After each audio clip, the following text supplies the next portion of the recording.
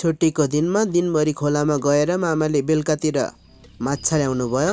त्यसपछि त्यो माछालाई बाटामा हालेर आँसी निकालेर माछाको शरीरबाट अन्डाबुडी निकालेर सफा गर्नको लागि थालमा जम्मा गर्नुभयो। यसमा थियो बुदुना माछा, बार्लिम माछा, झिङ्गे माछा, गङ्गेटा र केही कत्ले माछा।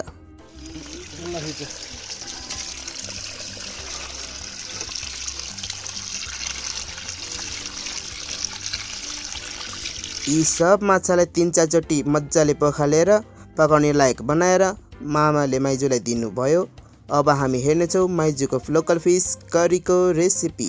तर रेसिपी हेर्नुभन्दा अगाडि यदि हजुरले यो च्यानल सब्सक्राइब गर्नुभएको छैन भने सब्सक्राइब गर्न सक्नुहुन्छ र नोटिफिकेसन बेल पनि अन गर्नुहोला। माइजूले यसमा नुन, बेसार, मसला र केही अमिला हालेर मजाले जताततै फैलिने गरेर घोल्नुभयो। उता प्यानमा पनि तेल तातेको रहेछ। अब के गर्नुपर्छ भन्न पर्दैन होला, हेर्न सक्नुहुन्छ।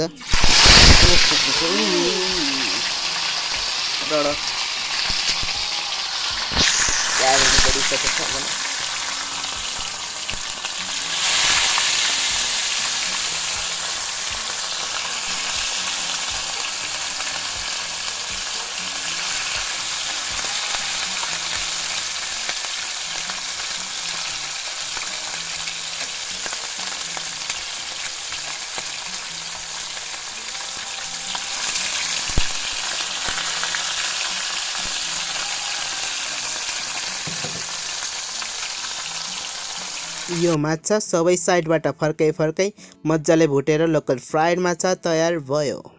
अब पालो फिस करीको। यसलाई बनाउँदा चाहिने सामग्री छ खुर्सानी, जिरा, लसुन, अदुवा, जुन चाहिँ माइजूले सिलौटोमा पिस्नु भयो। उता कटौरोमा पनि प्याज र टमाटर काटेर राखिसक्नु भएको रहेछ। अब पालो पकाउनेको। तेलमा प्याज हालेर जुन चाहिँ मजाले रातो हुने जेल भुटेर त्यसमा नुन, बेसार र मसला हाली मजाले चलाएर त्यसमा टमाटर हालेर अघि सिलौटोमा पिसेको चटनी हाल्नुभयो।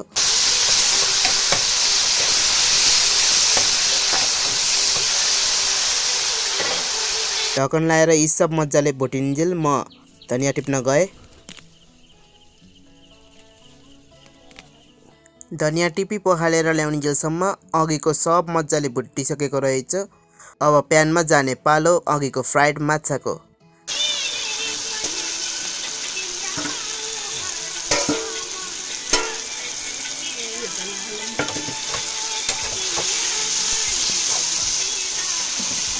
अब यसमा आफूलाई झोल चाहिए अनुसार पानी हाली सबै मजाले मोल्नुभयो।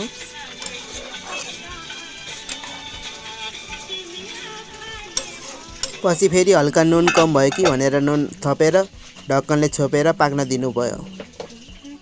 एकछिनपछि फिस करी उम्लियो र 99% करी तयार भयो। अब अन्तिममा आगमन हुँदैछ धनियाको।